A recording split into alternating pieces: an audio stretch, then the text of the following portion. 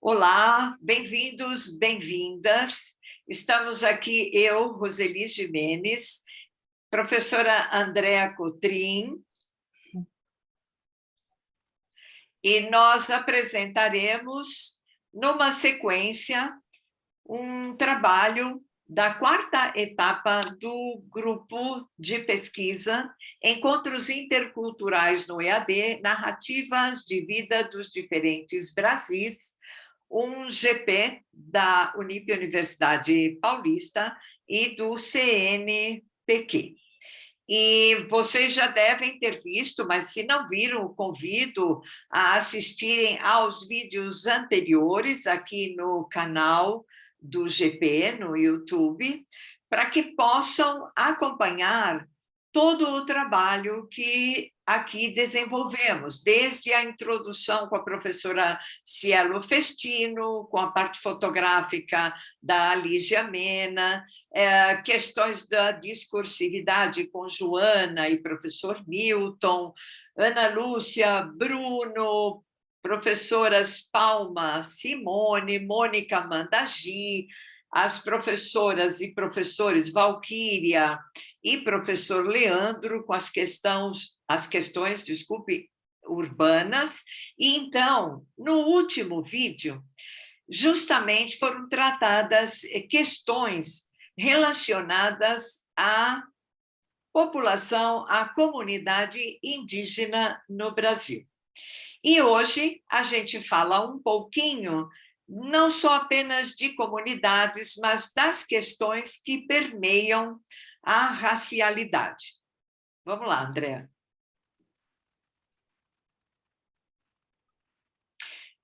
No caso, para vocês terem uma ideia de como é possível relacionar uma narrativa de vida a questões da racialidade, nós escolhemos uma obra, Quarto de Despejo, de Carolina Maria de Jesus.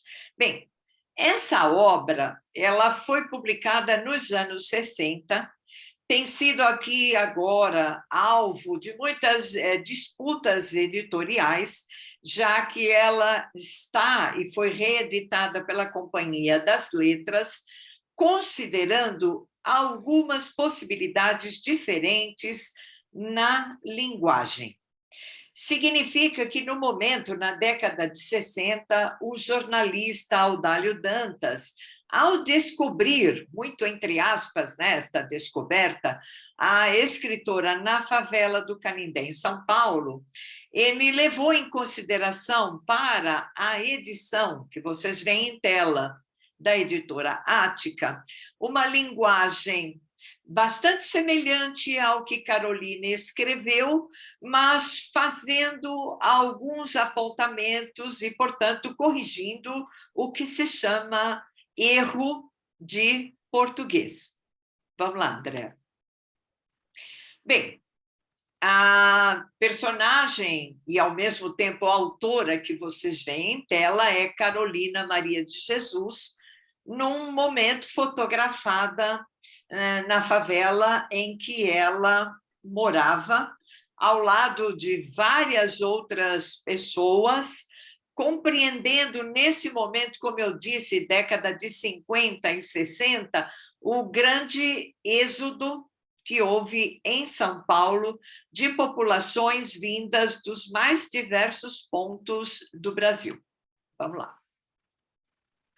Bem, por que é que se trata Quarto de Despejo como uma narrativa de vida? Primeiro, porque não é uma biografia ou uma autobiografia, mas trata-se de relato do cotidiano, com o nome, não é, de diário, que a Carolina escreveu, compreendendo o período que vai de 15 de julho, aliás, a primeira data que vocês veem no manuscrito, não é? De 1955 a 1 de janeiro de 1960. O que ela relata no diário, evidente, cobre quem é Carolina, ela mesma, autora e personagem do diário, a família dela e as pessoas habitantes dessa favela. Nesse sentido, quando qualquer um de nós faz um diário, mas um diário que amplia, não é? Aquilo que eu falo sobre a minha vida, amplia-se no sentido de incorporar a comunidade que está à minha volta, estamos fazendo uma narrativa de vida. Vamos lá. Bem, se o tema aqui são as narrativas de vida, comprovado está que um diário, no caso da Carolina, que se transformou em quarto de despejo, veja, com um nome bastante enigmático, porque, como a própria autora diz no diário, o quarto de despejo é o quarto do resto, é o que sobra. São aqueles quartinhos onde vivem muitas das pessoas quando trabalham em algumas residências, mas são também minúsculas habitações e precárias que envolvem as favelas, não só no caso de São Paulo, na década de 60, mas no Brasil como um todo, a periferia é formada muitas vezes por essas comunidades chamadas favelas. Bem, o outro dado, então, é que a narrativa que ela compõe elabora questões raciais e que envolvem muitas das questões que, passados aí 40 anos, não é, do diário que ela escreveu, ainda estão em profunda discussão. Então, por exemplo, há alguns excertos do diário que eu coloco para a gente pensar essas questões raciais. Fui na casa de uma preta levar umas latas que ela havia pedido, latas grandes para plantar flores.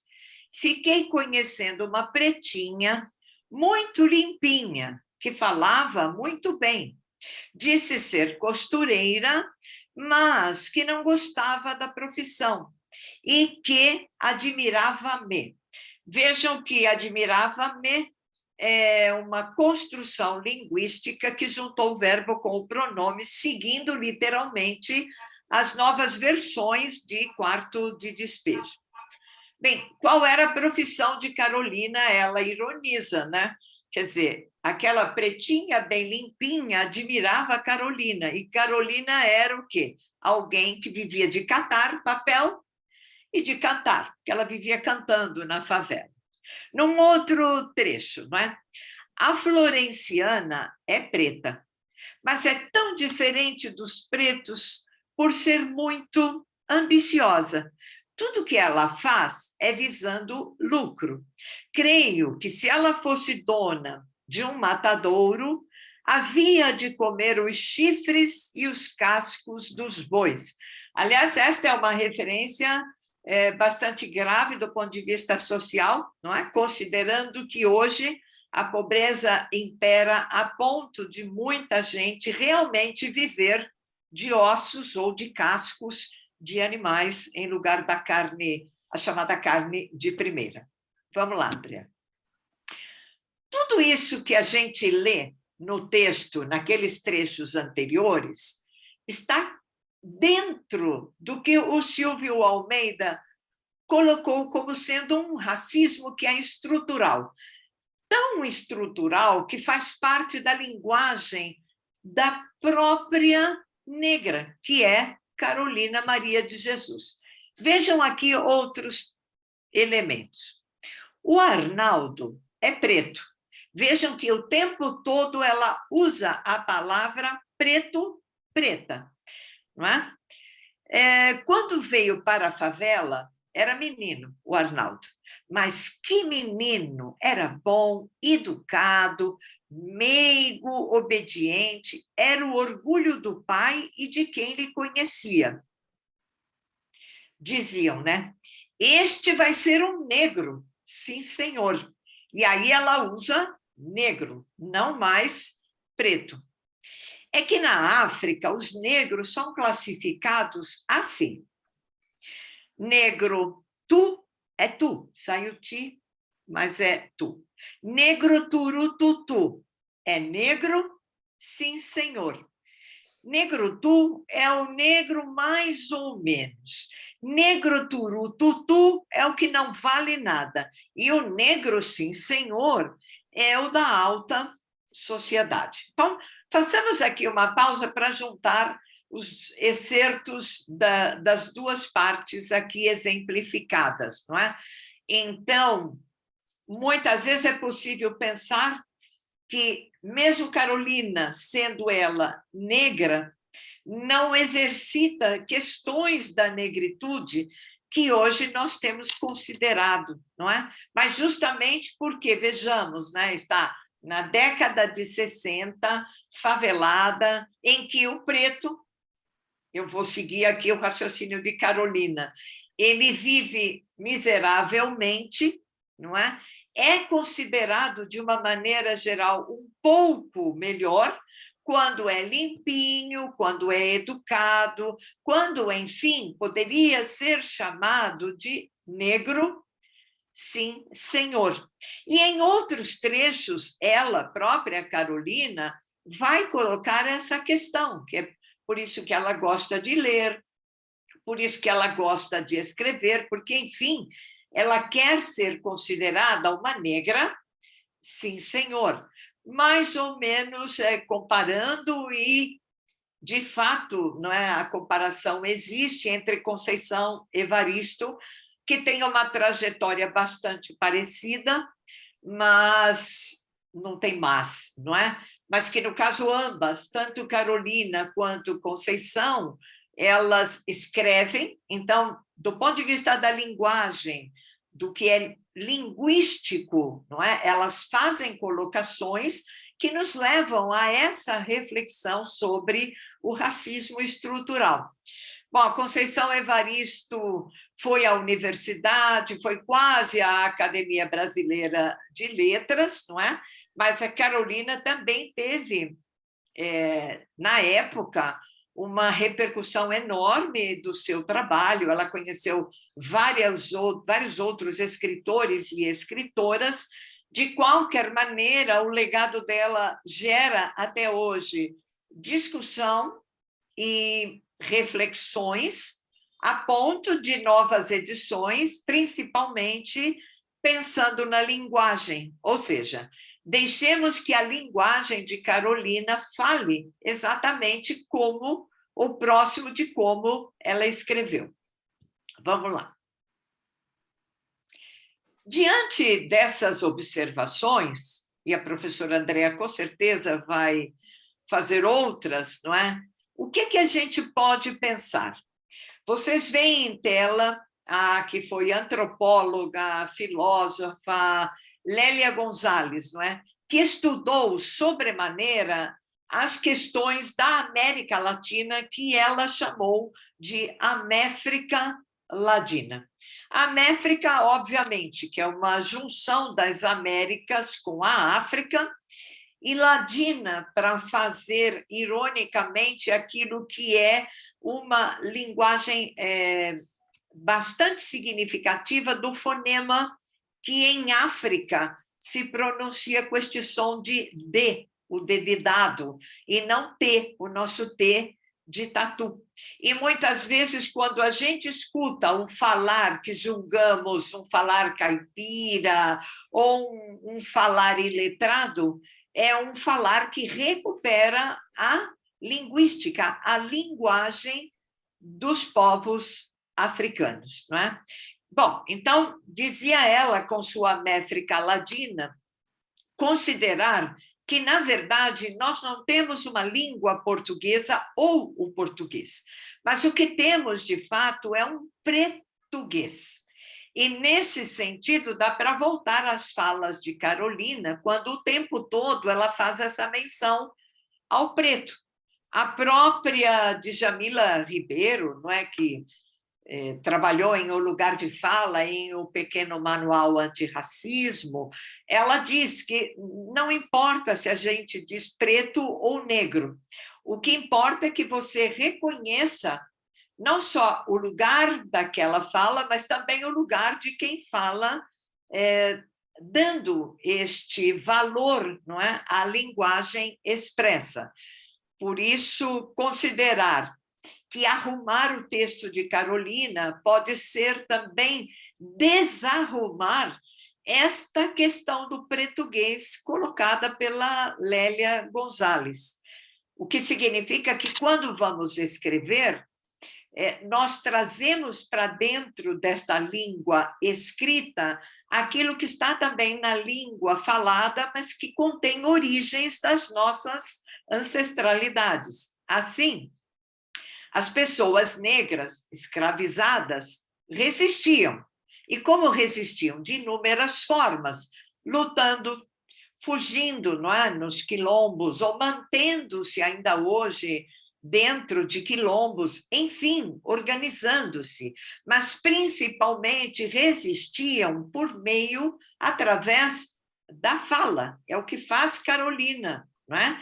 No jeito de agir, na forma de viver que se enraizou na maneira de ser e de agir de todo o Brasil. Ou seja, estas marcas linguísticas não são marcas de iletrados, ao contrário, são marcas de considerações de uma língua ancestral, uma língua trazida pelos africanos.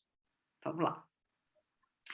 Bem, as referências que eu usei aqui, além do livro, não é, da Carolina, estão também em Racismo Estrutural, do Silvio Almeida, e neste congresso realizado no México, há uma versão em 2020 que pode ser consultada, contendo toda a fala de Lélia Gonzalez. Em frente. Eu fico por hora, por enquanto, aqui agradecendo, deixo o link do meu site, em que eu falo, inclusive, desse e de outros temas, e agradecemos, não é, que vocês, vou repetir, inscrevam-se no canal, coloquem comentários, deixem sugestões. E, agradecendo, eu passo a palavra para a professora Andréa Cotrim, que vai fazer aí a sua apresentação. Obrigada, Roseli, que fala gostosa. Poderia ficar aqui escutando, e traz elementos muito importantes para a minha fala de agora. Como você me apresentou, né, eu sou Andréa Cotrim, docente do curso de Letras da Universidade Paulista, e vou continuar falando sobre racialidade.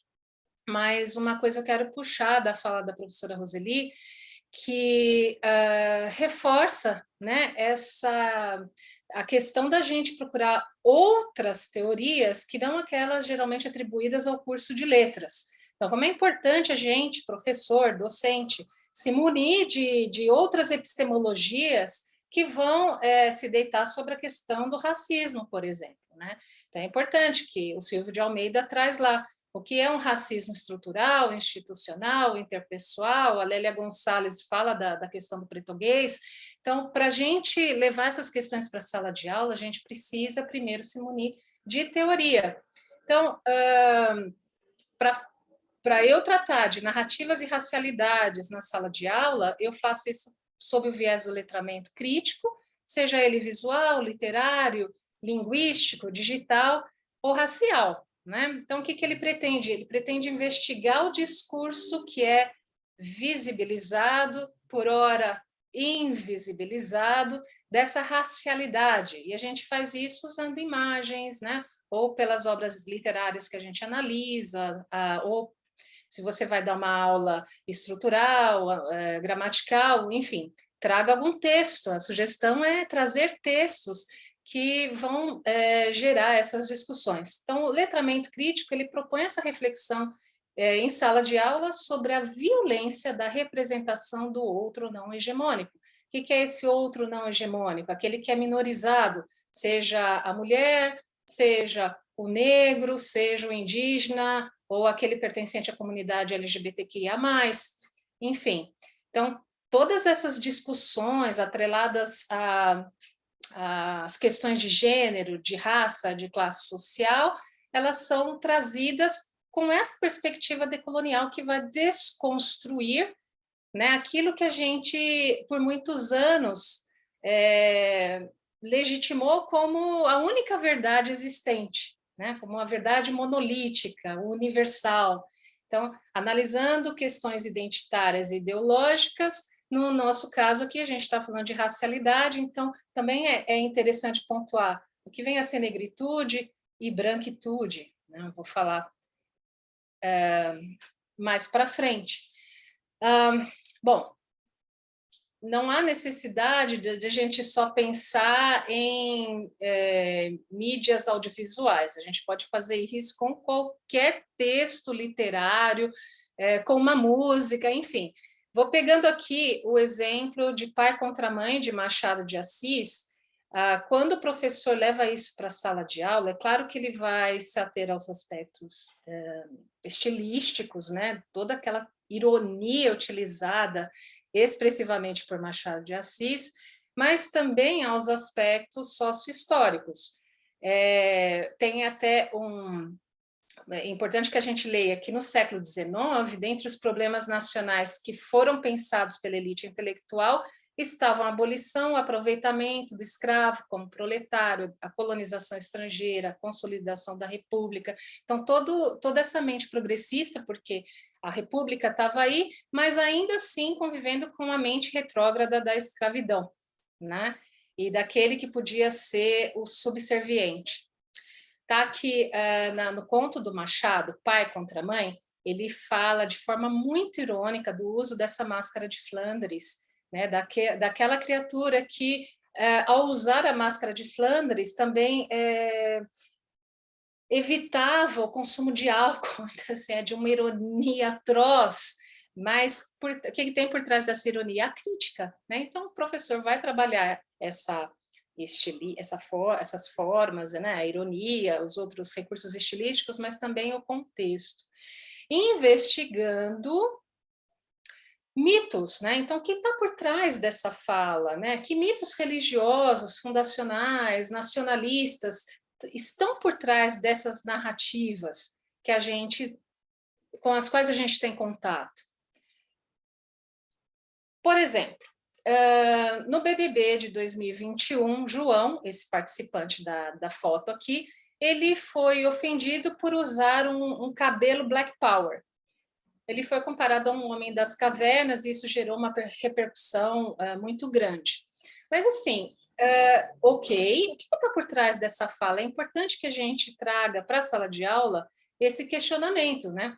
O que está por trás dessa narrativa de quem despreza um estilo de cabelo e não outro? E quem diz o que é certo e o que não é certo, o que é bonito, o que não é bonito, o que é civilizado, o que é primitivo? Quem é que está nesse direito, se dando ao direito de nomear as coisas, né? Então, geralmente é o branco que se coloca nesse corpo não marcado e ele que denomina o outro. A Roseli trouxe aqui, né, essa necessidade, até mesmo por Carolina, de falar aquele homem preto, aquela mulher preta. Isso é estrutural, isso é racismo estrutural, invisibilizado, inclusive. Né? A necessidade de marcar aquele que não é considerado norma. Enfim, só que quando a gente traz essa discussão para a sala, esse discurso ele vai ser desconstruído, esse discurso dominante, hegemônico. Vai haver uma repartilha, né? Me apropriando aqui da teoria do Jean Rancière, do sensível. Olha, esse cabelo Black Power é um cabelo que determina um ativismo, né? Uma ação afirmativa, ele é de resistência, ele significa beleza, poder, ele traz outras interpretações possíveis. E é isso que é importante, a gente trazer outros modos de ver, de sentir o mundo. Então, para isso, precisa entender como que essa representação hegemônica se dá para depois desconstruí-la, né? A gente vê, por exemplo, a foto de uma personagem de novela que, em sendo negra, também estava representando um traficante, e nesse artigo do Mundo Negro, eles dizem que os estereótipos do negro na mídia apenas reforçam a imagem racista de que somos bandidos, né? Então, é importante reconhecer como que isso é reiterado na mídia. Mas também fazer essa desconstrução. mostrando o outro lado de pessoas negras que hoje estão empoderadas, que são consumidores potentes, com poder aquisitivo, respeitadas, né? Fazendo, então, outras partilhas estéticas e na concepção de Rancière políticas, porque você desloca o sujeito, né, o interpretante do seu lugar comum.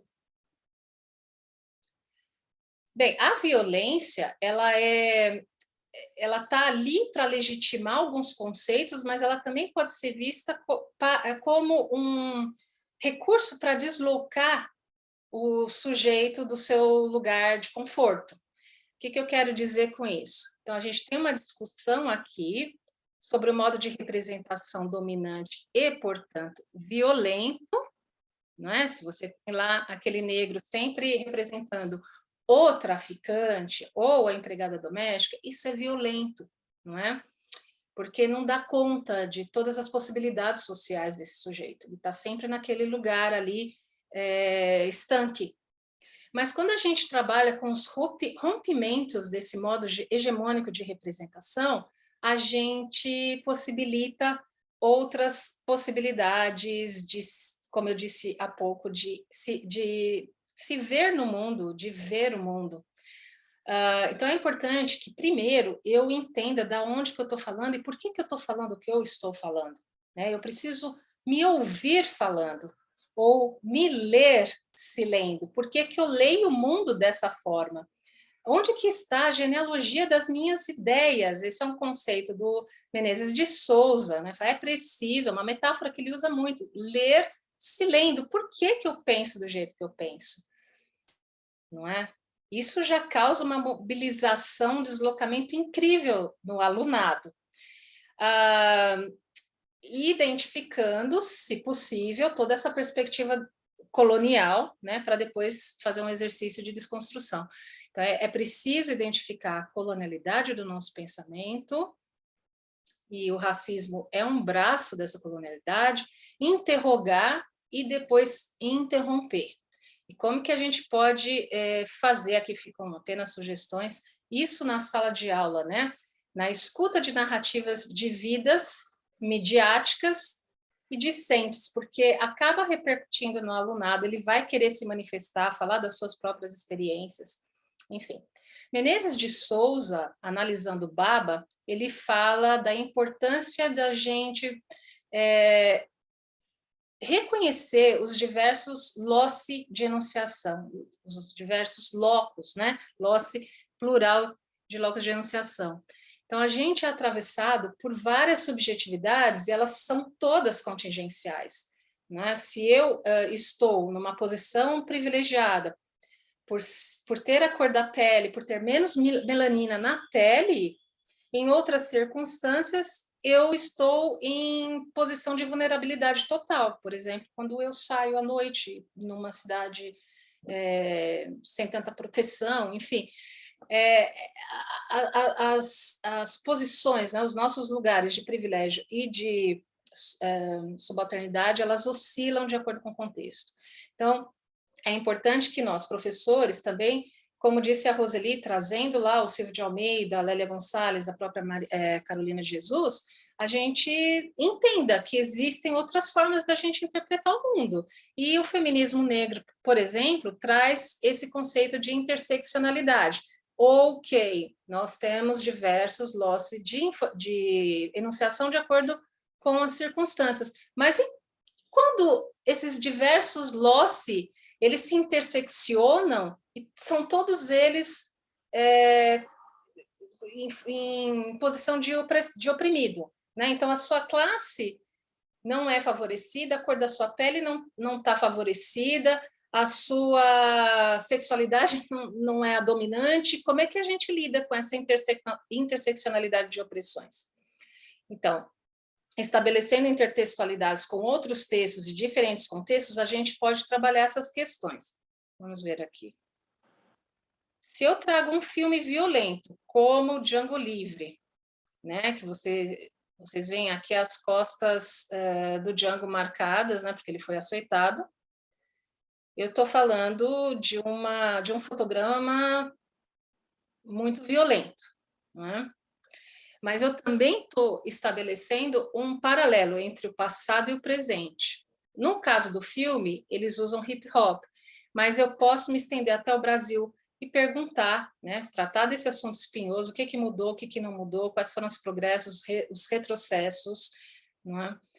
E não só me atendo à própria análise multimodal, né, mas trazendo isso para o nosso contexto. Então, essa violência, ela se dá de várias formas. A violência é simbólica, ela é física, ela é imagética, ela é sensorial. Mas quando isso é exacerbado, também gera o que Bakhtin chama de inversão, né? Porque exacerbação da violência, ela causa uma reflexão, isso não é normal. Tem alguma coisa errada aqui, né? Então, isso faz com que a gente expanda a nossa interpretação do mundo, o conceito de Montemor, são expansão interpretativa. Aqui dá para a gente ver o Django usando uma máscara de Flandres também, né? Olha essa ponte entre a escravidão lá dos Estados Unidos com o que a gente teve aqui no Brasil. Portanto, quando eu trago tudo isso para a sala de aula, eu procuro causar um reequilíbrio de forças que busca fazer com que busca fazer o aluno refletir sobre as desigualdades sociais. E isso é muito plausível quando a gente trabalha, por exemplo, com literatura de língua inglesa, literaturas pós-coloniais, enfim, porque você vai reforçar todos os aspectos estéticos, mas também éticos na causa antirracista. Então, trabalha Purple Hibiscus, Hibisco Roxo, de Chimamanda Adichie, e toda essa questão da ancestralidade que foi sufocada na colonização inglesa, onde a própria prática religiosa na Nigéria era tida como primitiva, né? não era cristã, enfim, foi segregada. Ou trazendo a questão dos latinos nos Estados Unidos, como The House on Main Street, ou a comunidade segregada, afro-americana segregada nos Estados Unidos, com Toni Morrison, faz uma ponte com o contexto atual. Eu trago, quando eu trabalho The Heart of Darkness, Coração das Trevas, eu trago o Abdul, que é qual é a situação do Congo de hoje, depois de uma colonização tão predatória, conseguiu superar tudo isso ou ainda continua a mesma coisa com o fato de terem tantos refugiados? Aqui eu trago algumas imagens sobre os trabalhos desenvolvidos por alunos da Unip, né, aqui no caso da Unip Marquês, que depois de ler esses livros, alguns desses livros, refletiram, né, sobre o patriarcado, a colonização, alguns tipos de machismo que a gente enfrenta, que às vezes nem eram nomeados e agora são, mas também sempre com esse aporte, né, da teoria da Djamila aqui no lugar de fala, dentre outras. Aqui estão as minhas referências, é um assunto interminável, né, Roseli? Eu procurei ser bastante sucinta. E o meu contato. Muito obrigada. Ok, Andréa. São falas convergentes, né? Se você tirar a tela, a gente fica mais visível. Ok. Para encerrar. Então, dentro, não é, de uma obra, você citou Machado de Assis e quanta coisa, né? E os filmes e obras da cultura em geral, não é? Tudo isso é para quê? É para que a gente possa pensar. E exatamente como fala a Djamila no manual, não é? Não basta que a gente diga que não é racista, porque a gente até diz isso da boca para fora, muitas vezes.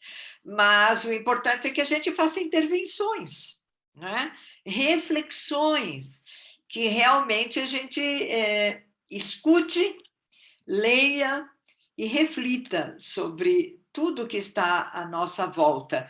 E no caso deste projeto, não é, do grupo Narrativas de Vida, esta aqui é mais uma possibilidade de vocês pensarem, de olharem à volta de vocês, não é?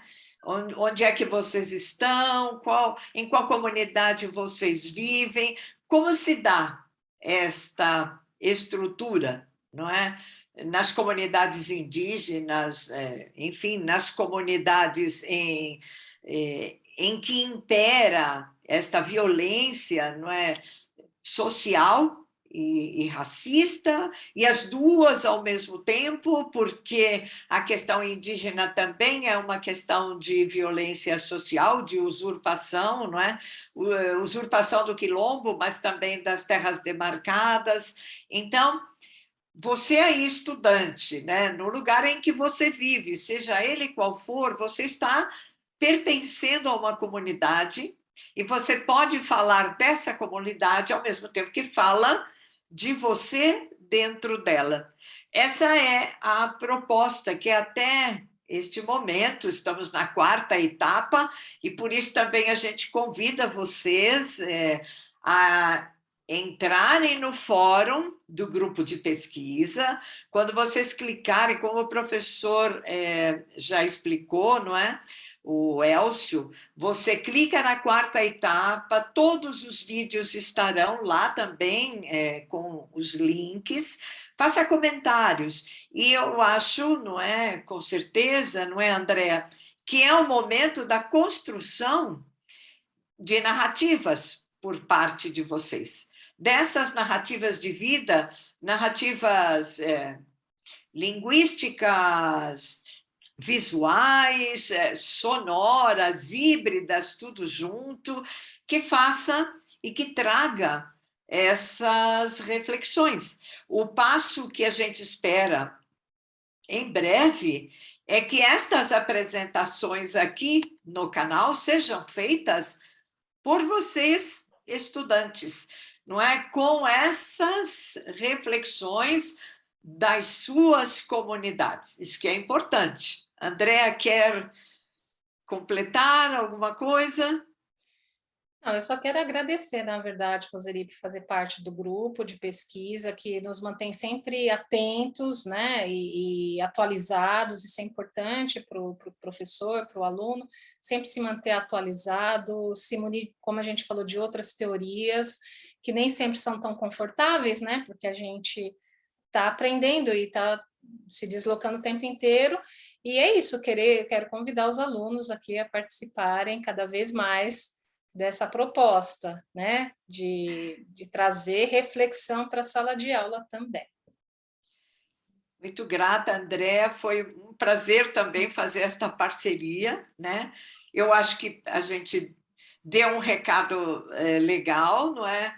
Fazendo algumas colocações e provocando outras, e vamos aqui ambas, não é, agradecidas, encerrar este vídeo neste momento, deixando até a próxima, hein? Que a próxima seja a sua narrativa de vida. Até a próxima. Até a próxima.